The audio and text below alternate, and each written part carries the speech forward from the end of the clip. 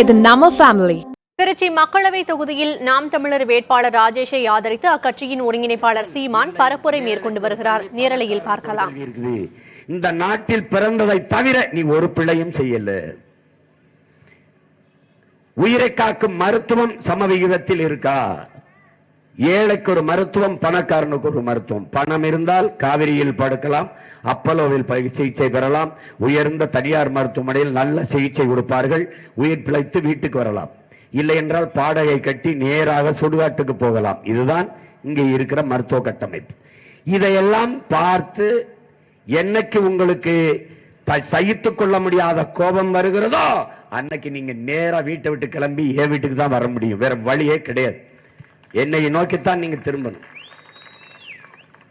எங்கு பார்த்தாலும் லஞ்சம், எதுக்கெடுத்தாலும் காசு, எல்லாத்துக்கும் காசு காசுன்னு பறிக்கிறான். இப்படி புலம்பிக்கிட்டு இருக்கிற நேரம் இல்லை. போராடி வெல்ல வேண்டிய காலம் இது. புரட்சியாளர் அம்பேத்கர் இழந்துவிட்ட உரிமைகளை பிச்சை கட்டு பெற முடியாது, நீ போராடித்தான் பெற்றாக வேண்டும் என்கிறார். கோயில்களில் எப்போதும் ஆடுகளைத்தான் பலியிடுகிறார்களே ஒழிய சிங்கங்களை அல்ல. எப்பவுமே கோயில ஆட்டத்தான் வெட்டுவான், சிங்கத்தை வெட்டுறதில்லை. அதுவும் நாங்கள் சிங்கங்கள் அல்ல, புலிகள் என்பதை நிரூபிக்க புறப்பட்டு வந்த பிள்ளைகள். சிங்கம் கூட படுத்துக்கிறோம், வேட்டையாடாத புலி அப்படி கிடையாது, மானமுள்ள விலங்கு. எதுக்கு தமிழன் இத்தனை விலங்கு இருக்கும்போது புலியை மட்டும் கொடியில போட்டான்? மத்தவன் பன்னிய போட்டான், எதையோ போட்டான். ஆனால் தமிழின மக்கள் புலிய போட்டான். என் பாட்டன் பாண்டியன் மீனை கொடியில போட்டான், சேரன் வில் அம்ப போட்டான், சோழன் புளிய போட்டான். இந்த மூணு கொடியில் இருக்க குறியீடுகளை பார்த்தேன்னா பாய்ச்சல் இருக்கும். அப்படி மீன் துள்ளி குதிக்கும், அம்பு வில்லுல இருந்து அப்படி சர்ன்னு பாயும், புலி பாய்ச்சல்ல இருக்கும். அப்படி தமிழன் பரம்பரை கொடி முழுக்க பாய்ச்சல் இருக்கும். ஆனால் ஏன் நீ வில்லம்பு எடுக்கல, ஏன் மீன் எடுக்கல, ஏன் இந்த புலியை எடுத்த அப்படின்னு கேட்கலாம். நான் எடுக்கல, எங்க அண்ணன் எடுத்தாரு. அது காரணம்,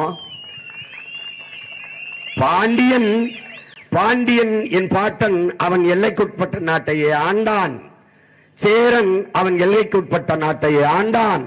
ஆனால் சோழ பெரும்பாட்டன் அருண்மொழி சோழனும் அந்த அன்பு மகன் அரசேந்திர சோழனும் கடல் வள கடந்து படைவள நடத்தி உலகத்தின் பல்வேறு நிலப்பரப்புகளை வென்று உலகத்தில் 3வது பெரிய வல்லரசை நிறுவினான். அப்போது அவன் ஏந்தி பிடித்த கொடி இந்த புலிக்கொடி. அதனால் இனமான மிக்க தமிழ் பரம்பரையினர் தூக்கி திமிரோடு பிடிக்கிறோம்.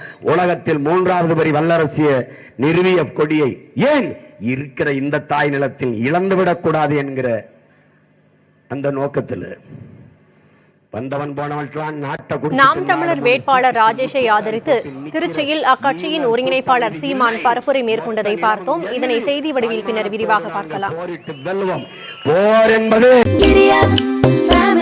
இது நம்ம ஃபேமிலி.